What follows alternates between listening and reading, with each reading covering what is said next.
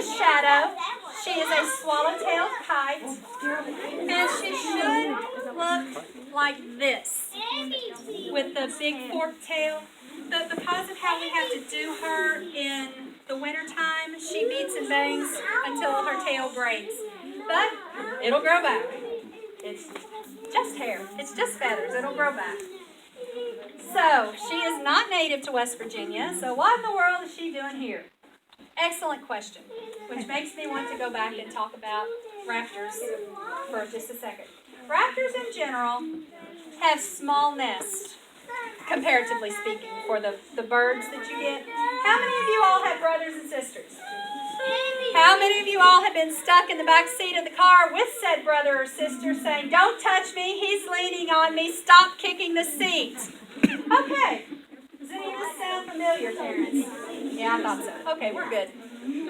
Same thing happens with the raptor's nest. The babies get bigger and there's no room for them. So they hop out of the nest and they climb around in the tree. We call it branching. The parents still take care of them, but the babies are too big to be, or too little to be out on their own. They're still covered in down.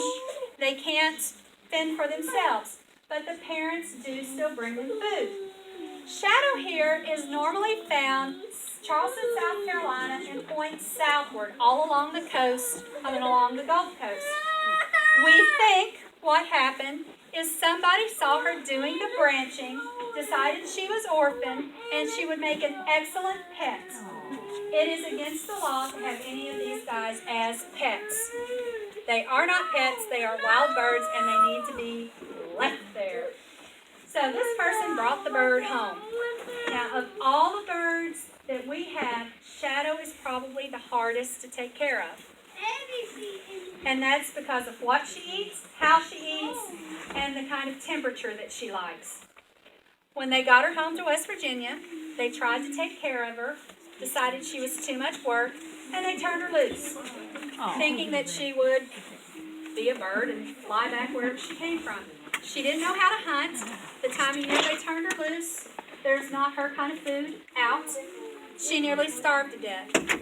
We got a phone call from a gentleman that said, "I have a strange bird, strange pigeon in my cornfield." Well, she sort of looks like a pigeon, and we do get phone calls about racing pigeons, and racing pigeons can be odd-looking birds. So my boss said, "Send me a picture." He took a picture and he got all excited. "It's a kite!" So he went, picked her up. We weighed her.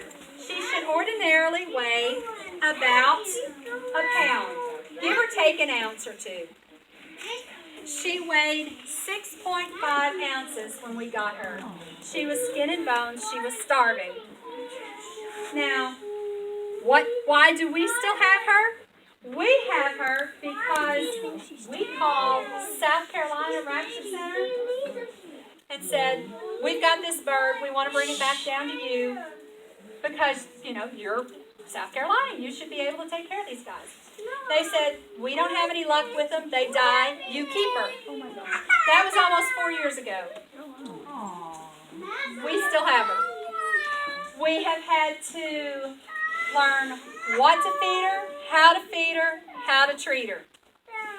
The first thing we had to do was figure out what to feed her. We'll talk about that in a second. Shadow eats. Kites, swallowtail kites, eat while they fly. They grab their food, they bring it up to their mouth, and they drop their head, and they eat that way. They eat while they fly. One of the very few birds that do that. She migrates, even from Charleston. She will fly points further south to stay warm. She likes that nice, hot, humid weather. She loves summers here.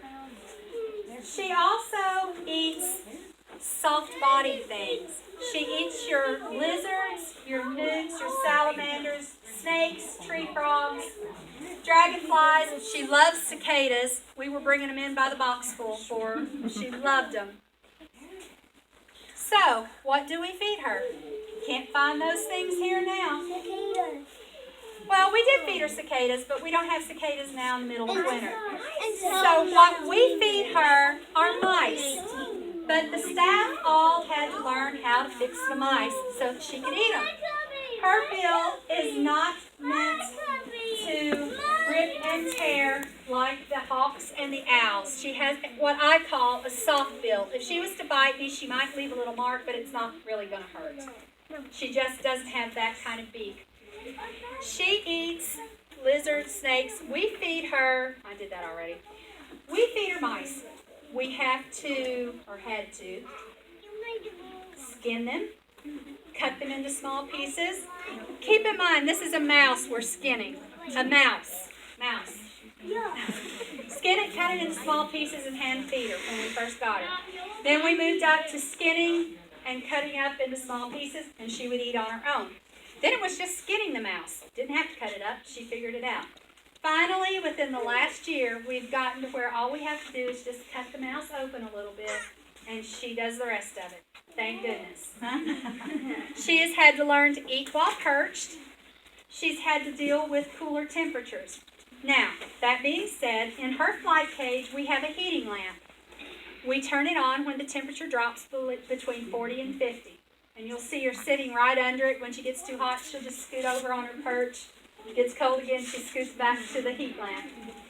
Now, when the temperature drops below 40, she comes inside. We have a parrot cage now that we use for her. It's got a little bit more room in it than our ICU cages and can accommodate her tail, when she has it, better than what our ICU cages can. Yes? Is that the bird that went in the cage? Yes.